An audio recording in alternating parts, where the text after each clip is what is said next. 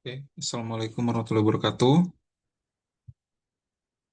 Mohon izin Bapak, izin mempresentasikan terkait manajemen risiko. Di sini yang akan saya presentasikan yaitu analisis mendalam terkait regulasi POJK dan SEOJK. Perkenalkan, nama saya Helvi Nur Alfianto, NIM 240201020657 dari Prodi S1 PJJ Manajemen.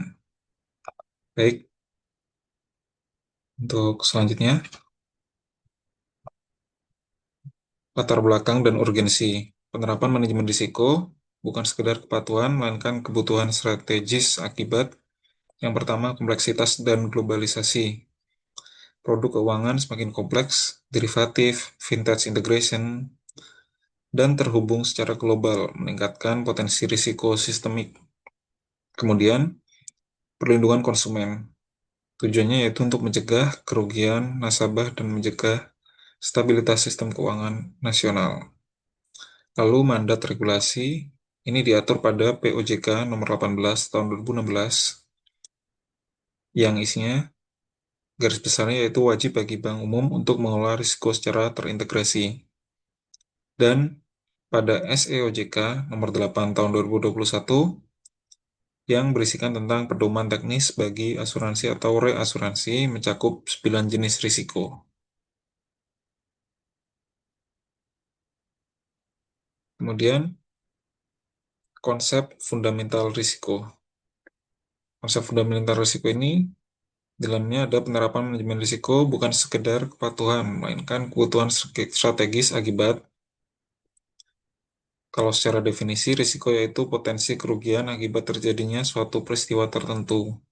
Dalam konteks regulasi, risiko dibagi menjadi inherent risk atau risiko melekat, yaitu risiko yang ada pada suatu aktivitas bisnis sebelum mempertimbangkan kontrol, misalnya risiko kredit pada pemberian pinjaman. Dan yang kedua ada juga residual risk atau risiko sisa, yaitu tingkat risiko yang tertinggal setelah kontrol internal diterapkan. Manajemen risiko, serangkaian metodologi dan prosedur terstruktur untuk satu, identifikasi, yang kedua untuk mengukur, yang ketiga untuk memantau, dan yang keempat untuk mengendalikan. Selanjutnya, 4 pilar penerapan dalam POJK dan SOJK. Yang pertama yaitu pengawasan aktif, peran vital direksi dan dewan komisaris dalam menetapkan tone from the top dan budaya risiko. Yang kedua yaitu kebijakan dan prosedur, yaitu kerangka kerja tertulis termasuk penetapan risk appetite dan limit risiko yang jelas. Yang ketiga yaitu proses dan sistem atau SIMR, yaitu metodologi identifikasi, pengukuran, dan sistem informasi manajemen risiko yang handal. Dan yang keempat adalah pengendalian internal, sistem check and balance yang komprehensif termasuk fungsi audit internal.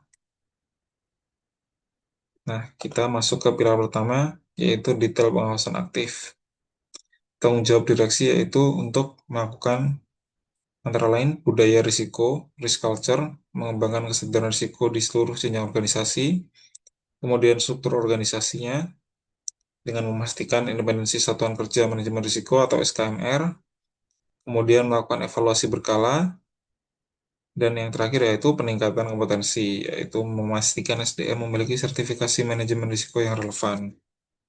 Kemudian untuk tanggung jawab dari komisaris, yang pertama yaitu persetujuan kebijakan, menyetujui strategi manajemen risiko yang diajukan direksi, yang kedua yaitu pengawasan evaluasi, memantau pelaksanaan kebijakan direksi, kemudian yang ketiga yaitu komite pemantau risiko, membentuk komite di bawah komisaris untuk analisis mendalam tentang profil risiko perusahaan. Kita masuk ke pilar kedua, yaitu risk appetite versus risk tolerance. Pembedaan krusial dalam kebijakan risiko. Risk appetite atau selera risiko, yaitu tingkat dan jenis risiko yang bersedia diambil perusahaan dalam rangka mencapai sasaran strategisnya. Ini bersifat strategis atau jangka panjang. Kemudian yang kedua ada risk tolerance, tingkat variabilitas atau penyimpangan dari sasaran yang masih dapat diterima, sifatnya operasional atau taktis. Contohnya, bank bersedia menyalurkan kredit. Itu adalah risk appetite. Namun, NPL tidak boleh lebih dari 3%. Nah, ini adalah risk tolerance-nya. Kita memasuki ke pilar ketiga, yaitu metode pengukuran risiko. Pengukuran risiko harus akurat, menggunakan metode statistik dan kualitatif. Yang pertama ada stress testing, yaitu uji ketahanan. Melakukan simulasi dampak kejadian ekstrim, contohnya krisis ekonomi, kenaikan suku bunga drastis terhadap modal dan likuiditas. Kemudian ada backtesting, yaitu membandingkan prediksi model risiko dengan realisasi kerugian aktual untuk menguji validitas model. Dan yang ketiga ada Key Risk Indicator atau KRI, yaitu metrik peringatan dini untuk memantau peningkatan exposure risiko, misal pada jumlah keluhan nasabah atau frekuensi dan juga frekuensi downtime sistem. Pilar yang keempat,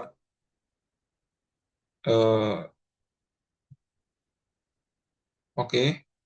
Selanjutnya kita masuk ke konsep 3 lini pertahanan dalam SEOJK. Kerangka kerja tata kelola risiko yang membagi peran menjadi 3 lapisan atau 3 lines of defense. Lini pertama, risk owners, yaitu unit bisnis atau operasional, mereka yang memiliki dan mengelola risiko sehari-hari, tanggung jawab mengidentifikasi dan memitigasi risiko langsung. Kemudian pada lini kedua atau risk overseers, yaitu unit manajemen risiko dan kepatuhan, bertugas menyusun kebijakan, memantau profil risiko, dan menantang atau men-challenge lini pertama. Kemudian masuk ke lini ketiga, yaitu audit internal, memberikan jaminan independen kepada direksi atau komisaris bahwa sistem pengelolaan risiko berjalan efektif. Kita masuk ke detail struktur organisasi. Pengukuran risiko harus akurat menggunakan metode statistika dan kualitatif.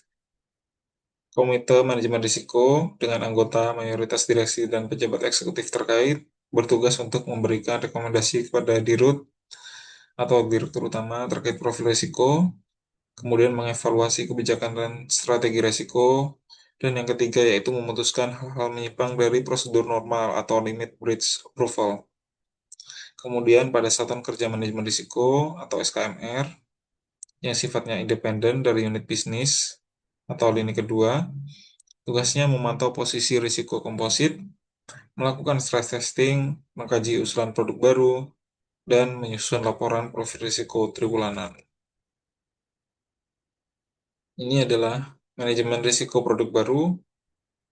Setiap produk baru, contohnya paylater bank, unit link asuransi, wajib melalui yang pertama analisis risiko dengan melakukan identifikasi risiko inheren produk dan dampaknya terhadap permodalan.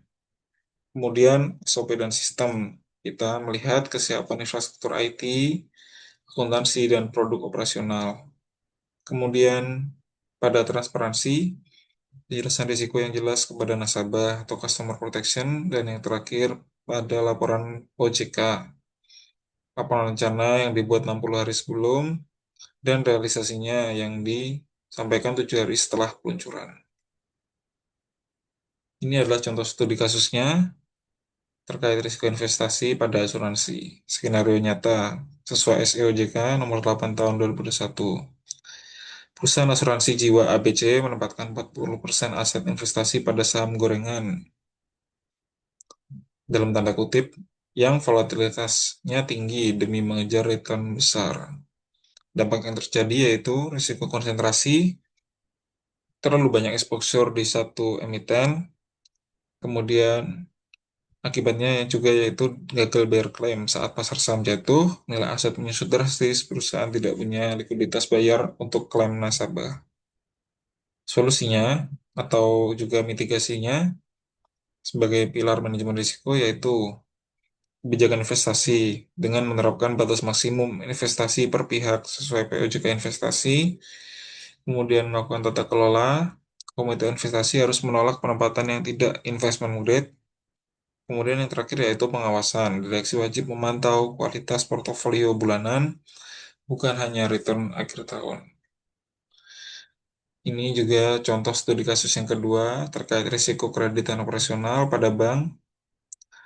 Contoh situasinya yaitu Bank XYZ mengalami lonjakan NPL dari sektor UMKM saat pandemi dan secara bersamaan menghadapi serangan cyber pada aplikasi mobile. Identifikasi risikonya untuk risiko kredit yaitu gagal bayarnya debitur. Untuk risiko operasional yaitu kegagalan sistem IT, dan untuk risiko reputasi yaitu hilangnya kepercayaan nasabah. Langkah mitigasi yang konkret yaitu dengan melakukan restrukturisasi kredit sesuai PJK 11 dan penguatan IT security. Kita masuki ke laporan profil risiko atau risk profile yang wajib disampaikan triwulan ke OJK, merupakan kesimpulan dari seluruh proses manajemen risiko. Pada gambar ini adalah tabel matriks analisis risiko. Komponen penilaian yaitu risiko inherent, tingkat risiko bawaan aktivitas bisnis yaitu dari low sampai high, dan yang kedua yaitu kualitas penerapan manajemen risiko atau KPMR. Di sini menilai efektivitas kontrol internal dengan skala strong sampai dengan weak. Peringkat komposit 1 sampai 5. Di sini ditunjukkan bahwa jika peringkat 4 atau 5 itu high risk, dan OJK akan melakukan pengawasan intensif dan meminta action plan perbaikan segera. Ini untuk dokumen sumbernya.